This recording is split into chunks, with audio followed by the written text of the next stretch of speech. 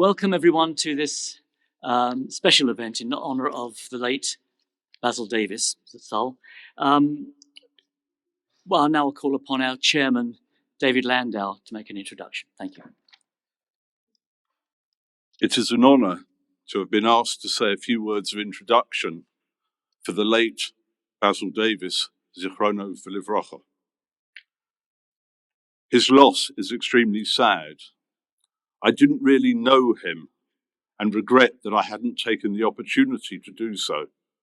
Basil was a member and then elder of this shul for many years, and though recently he had moved away, he has never been forgotten. From Tehillim 144, man is like a breath. His days are like a passing shadow. We are all on this earth for a brief time. It is how we spend that time and what we do that we will be remembered. Basil will be remembered for all the good he did in this community and beyond. I was asked the question, what did Basil do in the shul or for the shul? The answer would be so much shorter if the question had been, what did he not do? As in Pirkei Avos, Al tevakesh gedulo liatzmecha v'al tachmod chavod. Do not seek greatness for yourself and do not long for honor. Basil did for this community because he wanted to, not for recognition. The name Basil in Greek means royal or kingly. How very fitting. There are many here today, and it is testament to how highly Basil was thought of. Over the course of this service, we will hear from those who knew Basil best and will share memories of his wonderful legacy. May Hashem grant you, Sheila and Hilary, a long life in good health, and may Basil's memory be a blessing. Thank you, David. And now I'll call upon Sheila and Hilary to come forward and say a few words. It's just Hilary. Rabbi Lister and friends of Edgware United, thank you. Thank you on behalf of my mum and me for putting together this memorial to remember our husband and father. It is much appreciated, and judging by the attendance today, it's something that you're all grateful for. And I believe there's quite a lot of people watching on Zoom as well. And I've also been told this is going to be a feature on YouTube, which Dad just would not have got at all. Thank you.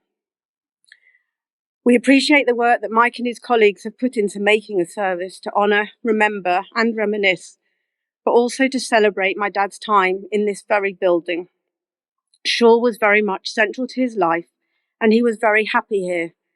I don't want us to be sat here with sad faces, but to think of Dad with joy and a smile.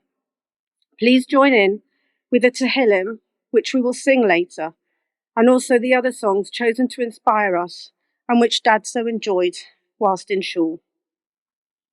We are also taking this opportunity to include a memorial prayer for Stephen, whose 30th Yortzeit was just last week. He was very much a part of what no doubt inspired Dad to be a communal figure. I should say at this point that Dad was first and foremost a family man who found the energy to dedicate a huge chunk of time to his community. His family was the most important thing to him.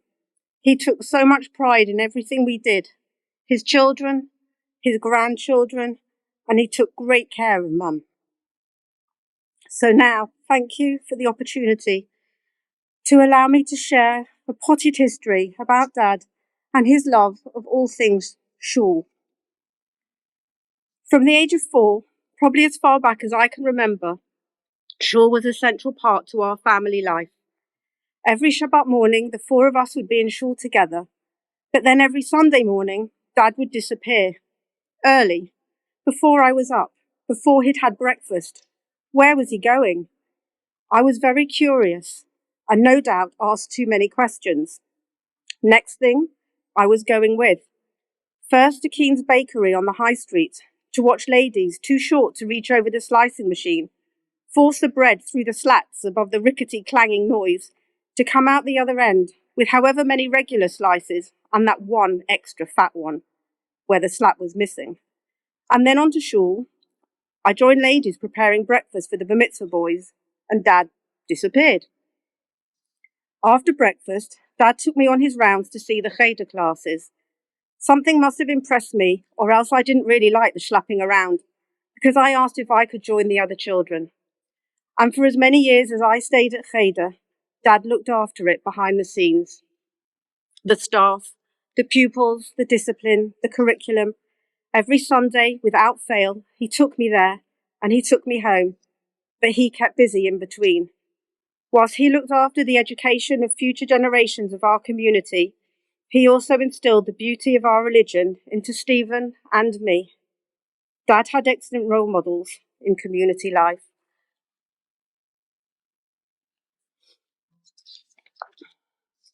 Going back 2 generations, Dad's parents were married in Cannon Street Road Shul, of which Dad's paternal grandfather was a founding member. You'll see there's definitely something in the genes. My dad's synagogue life was a game of 2 halves. Dad was born Basil Abramovich on the 13th of March 1935, second son to my grandparents Sybil and Tubby, also well known and respected in this community, and younger brother to my uncle Norman, who was always made welcome. At that time, the family home was a tobacconist and confectionery shop which fronted their house at 59 Redmonds Road, next door to the world-famous Redmonds Road Talmud Torah, which Dad attended at the young age of 4, until the outbreak of World War II, 6 months later. A few days after the declaration of war, Dad was evacuated, together with his mother and brother, to Staines, whilst his dad remained behind to volunteer for the London Auxiliary Fire Services. And here I stand, only a couple of minutes in, talking about Dad, and Staines has its first mention. No conversation was ever complete with Dad without a mention of Staines. He will be smiling now. Together with other evacuees, my grandma formed a ladies' guild, of which she became secretary for 14 years until the family moved to Edgware.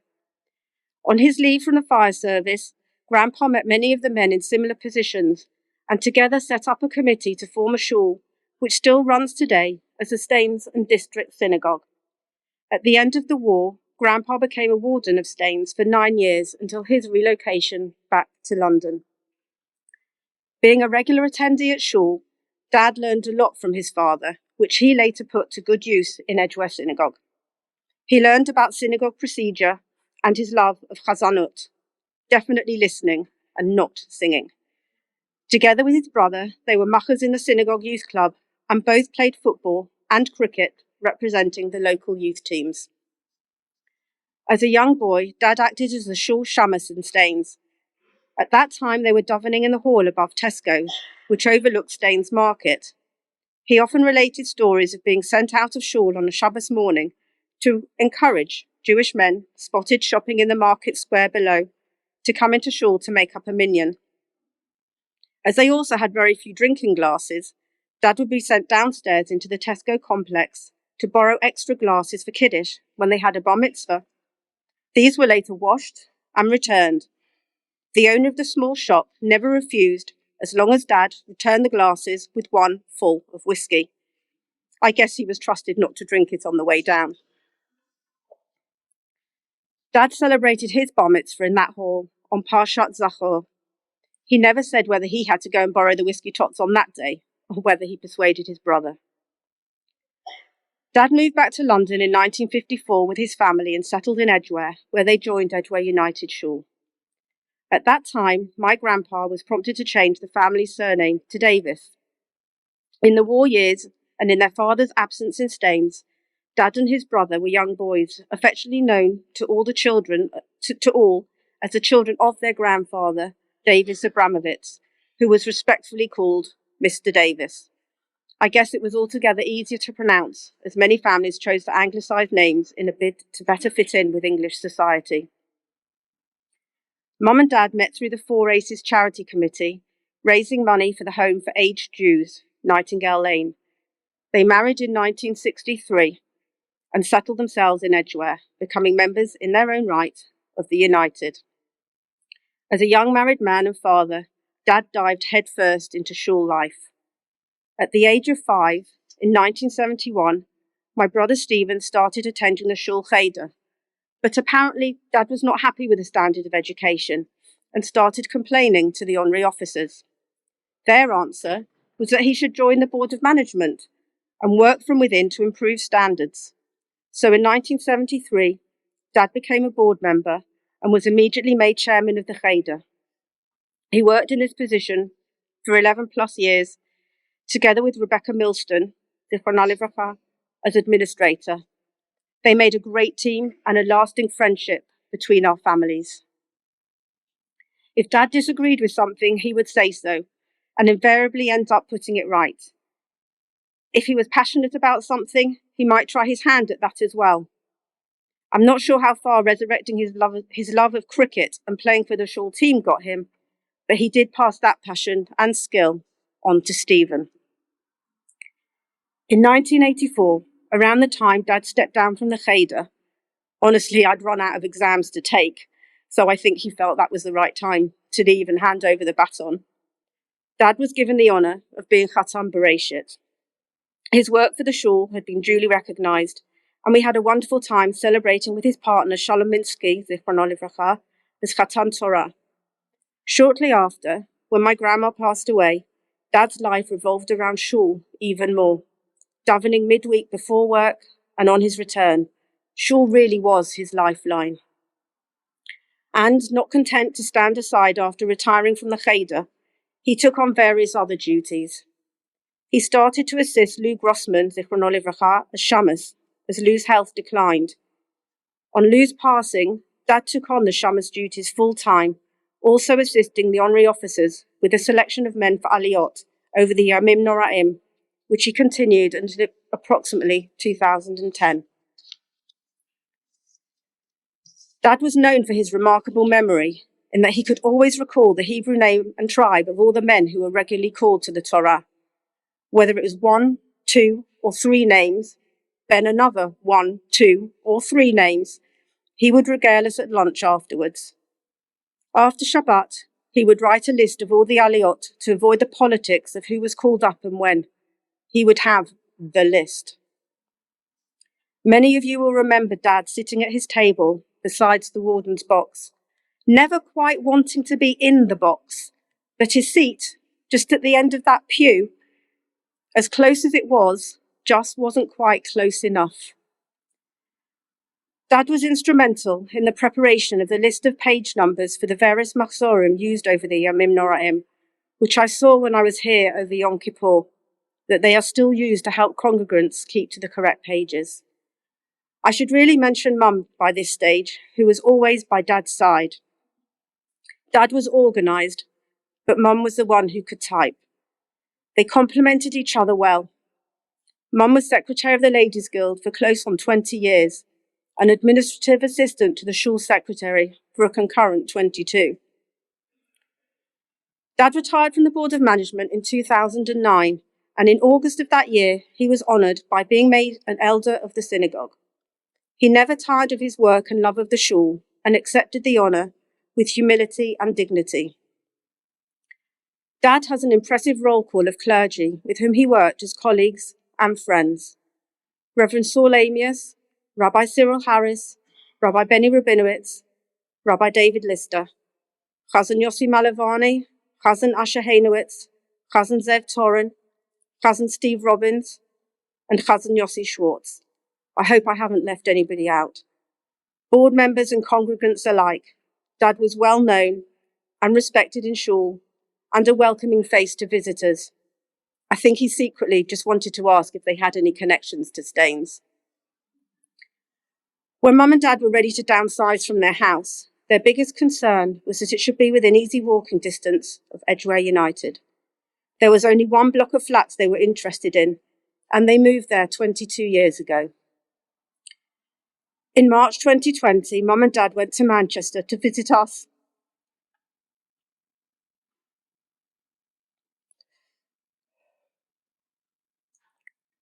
and caught in lockdown during the COVID pandemic, unfortunately never returned home. They stayed in Manchester, and we watched Dad's health gradually decline as the cruelty of dementia took away from us the most able, considerate, selfless, dedicated, loving and loyal husband, father, grandfather and friend. Edgware United was a huge part of my father's life and my mum's. They had good role models, and so did I. And this is my home too. I look around, and whilst a lot of familiar faces from my childhood are missing, there are reminders of my family everywhere. The front and central seats my grandpa and dad occupied weekly, which it's so hard to look at now. The bottom corner of the memorial board, which is filling up. The Chanukah, prominently placed by the Aron, dedicated in Stephen's memory, and the Parochet, drawn across the same Aron, remembering my grandparents, for whom Edgware was so central to their lives. To quote Shemot, chapter 31, verses 1 to 7, V'yidaber Hashem el Moshe lemor, Re'ei karati v'shem Betzalel ben Uri ben Hur lematei Yehuda, V'amalei oto ruach Elokim b'chochma u'v'tvuna u'v'da'at u'v'chol melacha, לחשוב מחשבות לעשות בזהב ובכסף ובנחושת, ובחרושת אבן למלות ובחרושת עץ לעשות בכל מלאכה. ואני הנה נתתי איתו את ההוליאב בן אחיסמך למטה דן, ובלב כל חכם לב נתתי חוכמה, ועשו את כל אשר ציוויתיך, את אוהל מועד ואת הארון לעדות ואת הכפורת אשר עליו ואת כל כלי האוהל. Hashem spoke to Moses, See, I have singled out by name Betzalel, son of Uri, son of Hur, of the tribe of Judah. I have endowed him with a divine spirit of skill, ability, and knowledge in every kind of craft, to make designs for work in gold, silver, and copper, to cut stones for setting and to carve wood, to work in every kind of craft. Moreover, I have assigned to him Aholiab, son of Achisamach, of the tribe of Dan, and I have also granted skill to all who are skillful, that they may make everything that I have commanded you. The tent of meeting, the ark for the pact and the cover upon it, and all the furnishings of the tent. Whilst my dad bore no similarity, on a practical level, to his biblical namesake Betzalel, he was no architect or artisan. He did find his niche in the building of this community. He used his organizational skills, his focused approach and vision of what needed to be done. He used his passion and commitment and determination to bring the education up to a standard to teach future generations to become leaders in this or other communities.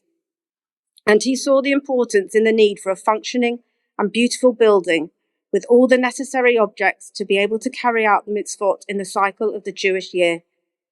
The Chanukah and Parochet he lovingly donated after deferring to the master craftsman with the skill to design and create them. Kol mi she'oskim b'tzarkei tzibur b'emunah, HaKadosh Baruch Hu yishalem sacharam. All who occupy themselves in faithfulness with the needs of the community, may HaKadosh Baruch Hu give them their reward. I cannot think of a more apt verse for my dad and a legacy for him to leave to his family and community.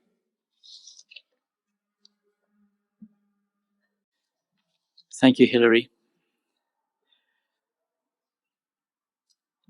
Very moving. I have my own fond memories of Basil from, as you described, actually, but I shan't burden the congregation with that. Could you please open your books to page 510? And Reverend Robbins will lead us in Tehillah Esa Einai 121, page 510. Thank you.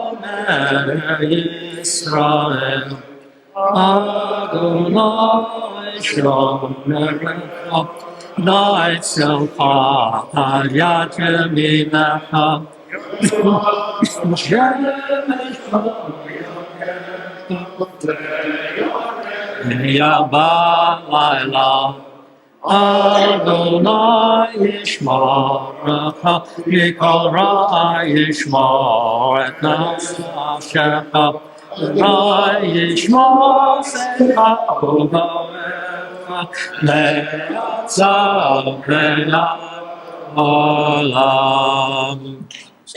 Ladies and gentlemen, I now call upon John Lawrence to speak some words in memoriam of Basil.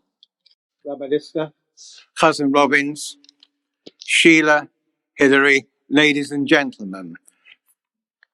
Firstly, let me say to Hilary a big shakar for that master class address. There's probably very little that I can add to that, even having been involved in the central administration of this community for many years. So some of the things that I may be saying, you would have already heard. So in some respects, I could be considered to be spare. A few weeks ago, Sheila asked me to say a few words of tribute to Basil at this service. This afternoon, these words are delivered in memory of someone who was initially a neighbour, then a fellow congregant at Edgware Shul, a close personal friend and communal colleague. I knew the Davis family from the time they arrived in Edgware from Staines. Basil's parents bought their house in Linford Gardens, which was the continuation of Windsor Avenue, where my family was then living. This was in 1954, over 65 years ago. The Davises joined Edgware Shul, and it didn't take long for our respective families to get to know each other as they were regular attendees. Over the intervening years, Basil married Sheila and established their own home in Highview Avenue. In due course, Stephen, Olav Hasholom, and Hilary were born, and the family became a role model of family life within our community. After my wife Estelle and I married, we became close friends with Basil and Sheila, and we shared our happy occasions and not so happy occasions as true friends do. To Hilary, let me say thank you for the many occasions when you looked after our boys as our babysitter. I think that the A-level results were fine. Let me say here that both Estelle and I are truly grateful for the friendship that developed over the years with Basil and Sheila, and was in no way affected in more recent years after they moved to Manchester. It is now nearly 42 years since I was first warden of Edgware Shul. My connection with the Davises then entered a new phase. Sheila was the assistant secretary, and as I was in daily contact with the Shul office, I was able to fully appreciate the exemplary efficiency in the way she carried out her duties. Basil was appointed chairman of the Hebrew Classes Committee, and his devotion to duty knew no limits. He regularly inspected the classes, prepared reports on their progress, and diligently represented the community on the London Board of Jewish Religious Education. It is important to say that the contribution that Basil made in the field of Jewish education for this community was made out of sheer commitment to his belief that the education facilitated by Hebrew classes was vital to communal life. In this work of Avodas HaKodesh, which he carried out together with another family friend, Rebecca Milston, Basil distinguished himself and made a major contribution to maintaining the highly regarded status of our community, as well as helping the children of our members to receive an organized form of Jewish education. Additionally, during my tenure of office, Basil was asked to assist, as you have already heard, our Shamus, Mr. Grossman, particularly during the Yoim Neroim. This necessitated Basil receiving instructions from the honorary officers to ask selected congregants to open the ark for different pasichas, and literally by chasing around the shul, particularly during Musaf. Basil's great skill, of which he was very proud, was to remember and record after Yom Tov the names of those members who had been so honoured, and present the honorary officers with a complete and accurate list. Having served as a member of the Board of Management for many years, and having worked diligently for the community, Basil was appropriately honoured by being appointed an elder of the community. Ladies and gentlemen, remembering Basil this afternoon, we give thanks for all that he did for our community. We wish Sheila and Hilary, grandchildren, and all the Davis family a long and happy life. And we ask of Hashem that Basil be in peace, united with his beloved Stephen in Gan Eden. Thank you, John. I've been given the honour and privilege of representing two of the people that have already been mentioned here. They've written some words, and I've been asked to read them for you. The first is from Rabbi Rabinowitz, and I'd like to read those comments now. I was asked by Sheila to write a few words for the special program in memory of her late husband, Basil Davis. I must stress at the outset that, as happens often in shul politics, Basil and I did not always see eye to eye. And it was only after the passing of their son Stephen, when I was deputed to intercept Basil on his way home from work to give him the sad news, that Basil and I became close. Basil carried out many duties in the shul with great sincerity.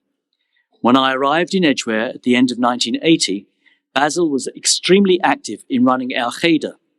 In those days, before the Jewish day schools were fully developed, the cheder numbers were enormous.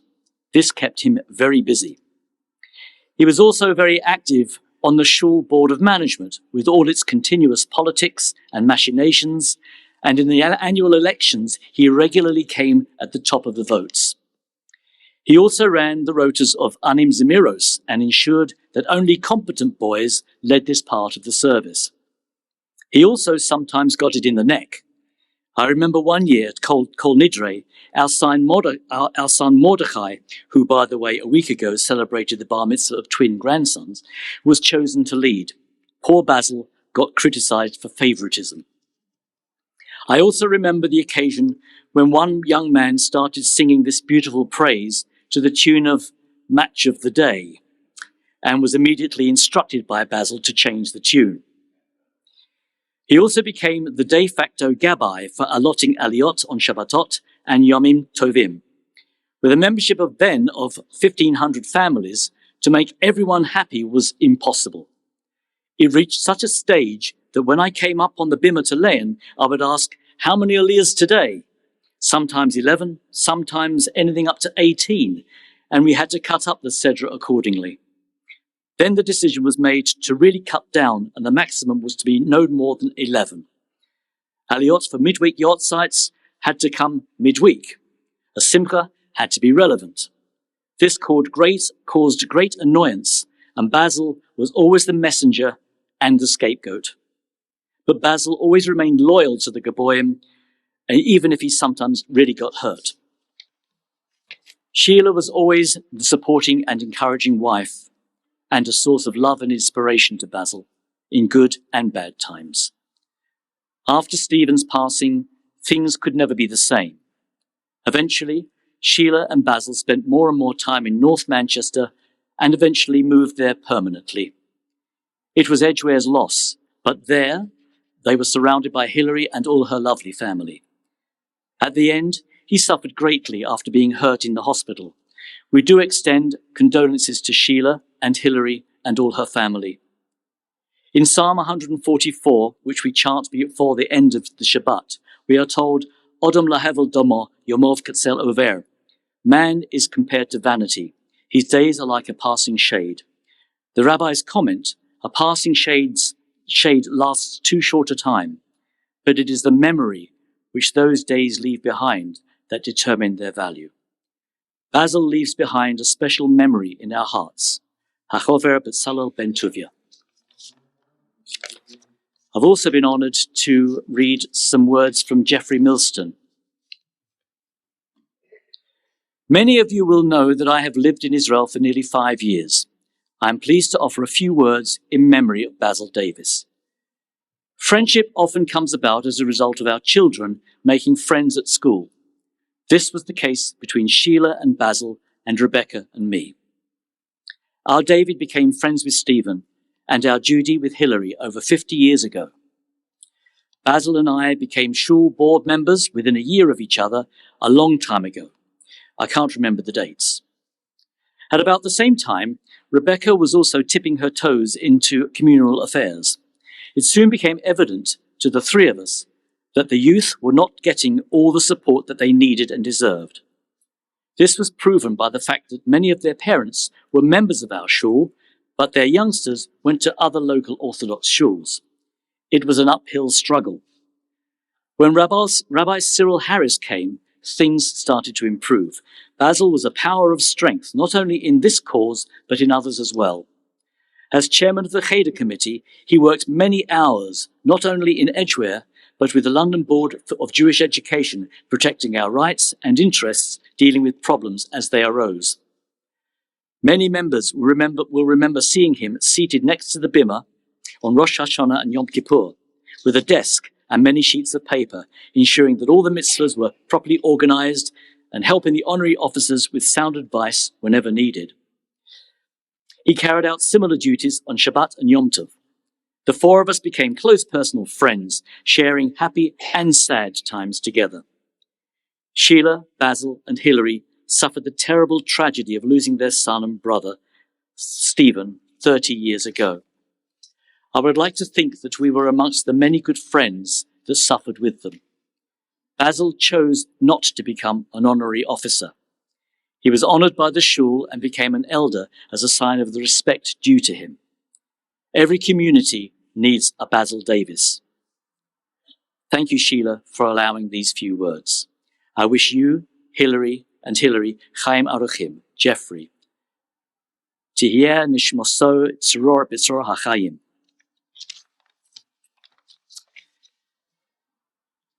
Now, ladies and gentlemen, if you please kindly turn to page 574. And Reverend Robbins will lead us into Tehillim 23.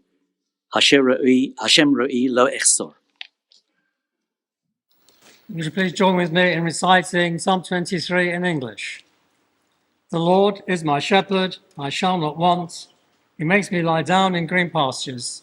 He leads me beside the still waters. He refreshes my soul. He guides me in the paths of righteousness for his name's sake. Though I walk through the valley of the shadow of death, I will fear no evil, for you are with me. Your rod and your staff, they comfort me. You set a table before me in the presence of mine enemies. You anoint my head with oil. My cup is filled to overflowing.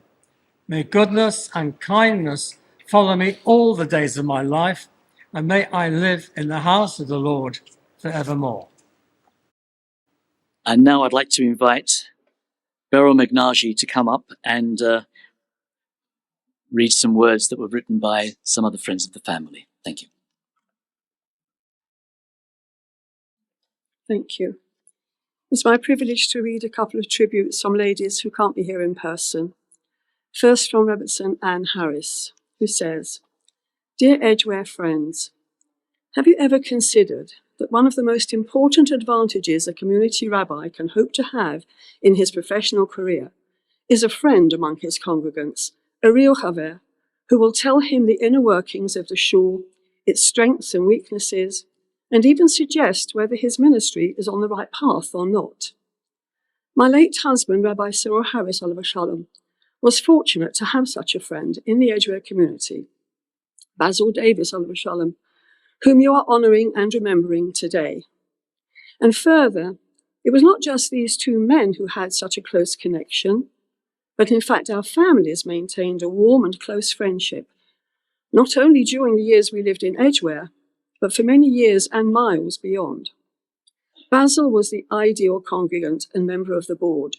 He was kind, quiet, and courteous, but firm in his opinions as to what a large Orthodox shul should provide and how it should be organised and managed so that all its members could feel at home. I personally had the great privilege of working with Basil professionally, and our travels in and out of the city gave time to discuss many communal and national issues. We were also lucky to benefit from Sheila's administrative expertise and friendship, both inside and outside work. Dear Sheila and Hilary, I'm thinking of you both, with the prayer that you will be blessed with long life and many happy memories.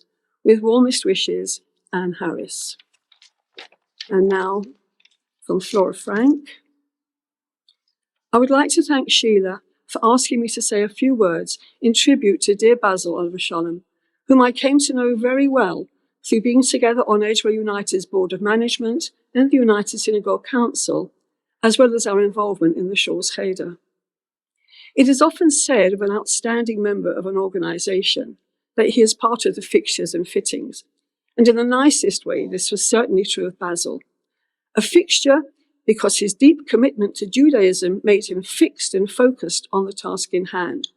Nothing was too much trouble where the shul was concerned. When he took on the role of honorary shamus, every Shabbat and Yom Tov he'd be running around, giving out aliyot, and generally ensuring the smooth running of the services. As for fittings, well, Basil fitted into Edgware communal life like a piece of a jigsaw puzzle. If one piece is missing, the puzzle is incomplete. His common sense and understanding of the shul's needs made him absolutely invaluable. Basil was very involved with the Cheder. When I taught the senior exam and later the Bat Chayil class of the then London Board of Jewish Religious Education, he was always there to help arrange visits to appropriate organisations and hands-on kashrut sessions in our home. He was also a great support to my dear late husband Herbert Oliver Shalom, who was chair of the Teenage Centre. Together they put much thought and planning into motivating teenagers to continue their learning. When tragedy struck the family with the loss of their beloved son and brother Stephen Oliver Shalom, soon after the mourning period, I was moved to see Basil continue in his dedicated work for our community with the same enthusiasm as before. Every Shabbat, we pray for the welfare of those who faithfully occupy themselves with the needs of the community. Basil was the shining example of such a person and deservedly received the prestigious and rarely bestowed honour of being made a chaver of the shul. I wish dear Sheila, his rock, Hilary and the whole family Chaim Orchim, and please God, a future full of simcha.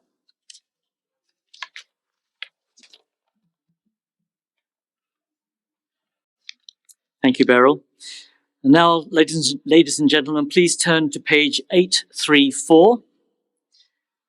And Reverend Robbins will lead us in the memorial prayer, or lead the memorial prayer. Page 834. Rachamim, Shokei Bamaromim, Elo Asechot, Chanun Varakum, Erech Apagim, Farach Kesed, Hamse Kaparat Pesha, Makaravat Yesha, Umenucha Nechona, Takat Kanfei, Hashechinah.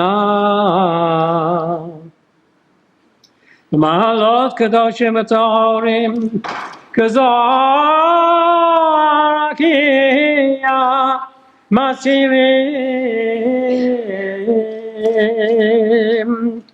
Et Neshamat,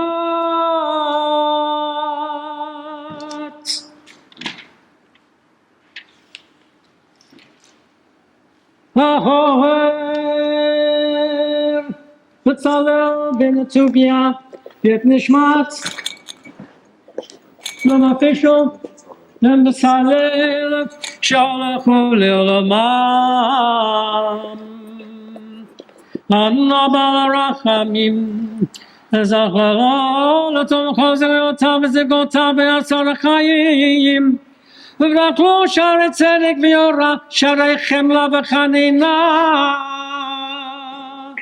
בסדר כנפיך תסתירהו לעולמים. וצרור בצרור חיים את נשמתו. אדוני הוא נחלתו, וינוע בשלום המשכבו.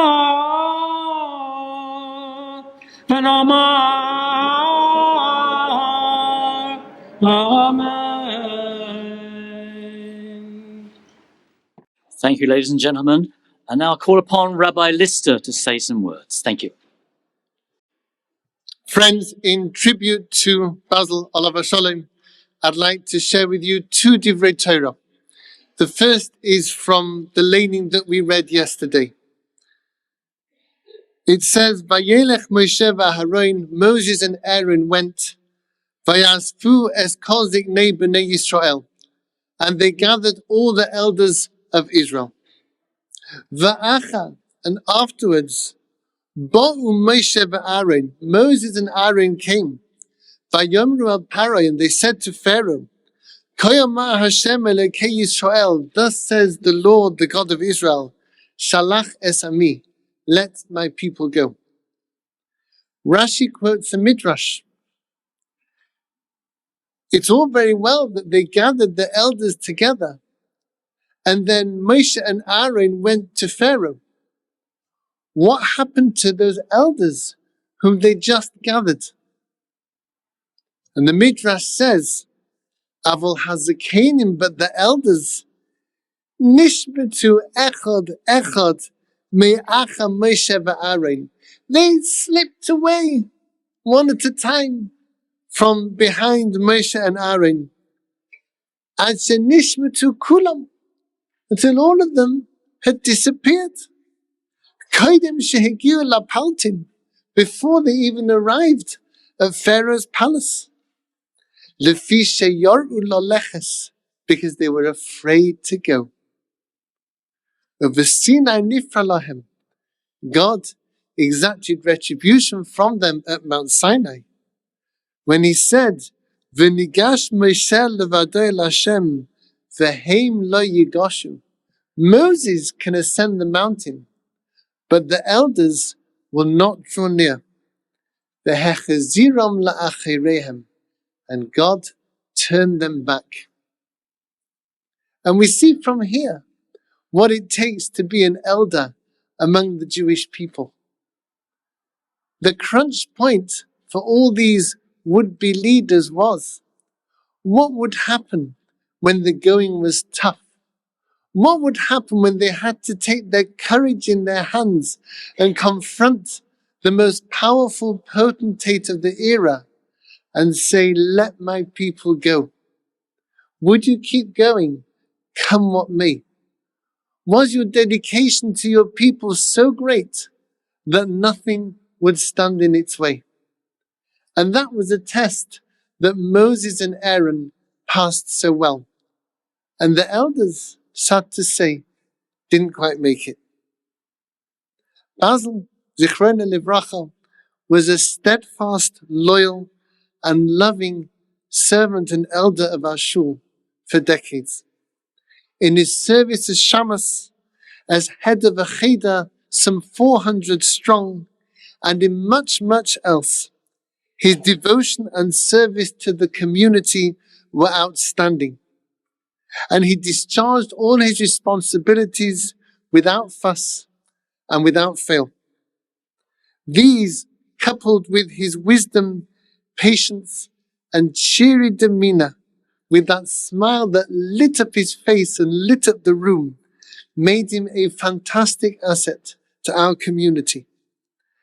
I remember most fondly from my early days in Edgware, his regular as clockwork attendance at Minyonim, both weekdays and Shabbos, his punctilious observance of yahrzeit days for many relatives, his booming bass voice as he said Kaddish, his warm smile, and his generous words of encouragement as we were finding our feet in this lovely community.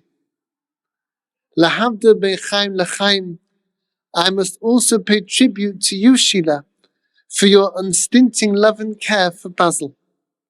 You also gave many years of service to our shul in an official capacity through your work in the office. So you and Basil were absolutely birds of a feather. You were by his side through thick and thin, an exemplary wife who stood by him in good times and in bad, right to the very end. And now I come to my other Devar Torah. Hilary, in your moving words before, you mentioned the name Bezalel. Well, I'll tell you something else. There's a point in the construction of the temple where Moshe didn't understand a particular detail, and Bezalel changed it around and got it right. And Moshe said to Bezalel, Bezalel, you are aptly named, because your name is Bezalel Kael, in the very shadow of God. You acquired this wisdom, this insight, as a divine gift from heaven itself. And thus it was with Basil, that in his courtesy, his diplomacy, his discernment and dedication, these are gifts that came straight from heaven. And now we bid him farewell once again.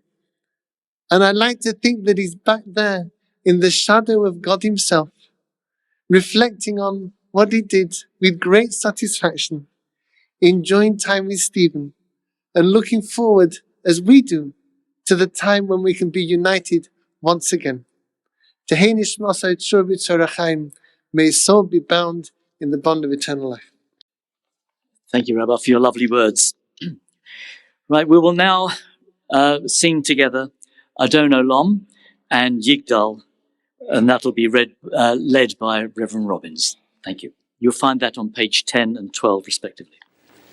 Adon Olam, Hashem Malach, B'terem Kol Yitzir Nivra, V'yet Nasa, B'Eretz Okol, Azai Melech Shemo Nikra, V'Yacharek Tiklos Hakol, Levado Toknora, V'hu Haya, V'hu Ove, V'hu Yeh, V'Tzivara, V'hu Echad, V'yeh Sheni, HaMashiach La'avira, V'yireshi,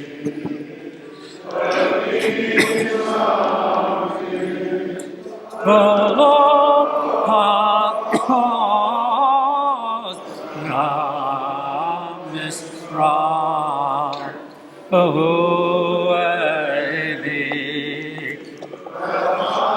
V'go'ali, V'tzor heavily, V'etzara, V'hu nisi, Umanosli, Manat kosi, Yalekra, Yadal, Akidroke, Be'elisha Be'avira Be'meruchi Be'yati I live alone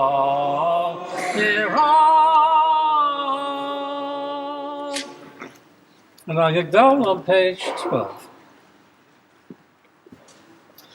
Igdal Elohim Chai v'yishtabach V'mosam v'yenein v'mitzuyotom Echad v'yen yachid k'yehudo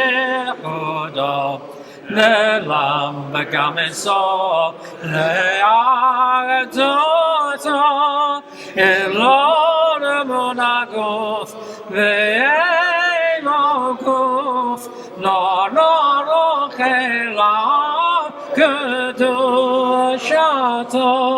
kadmon rava Hashem yeva rishon mishiv l'reishesov Hilo Adon Olam l'chol rotzar Yoreh gedulato u'malchuto Shema nevuto Netano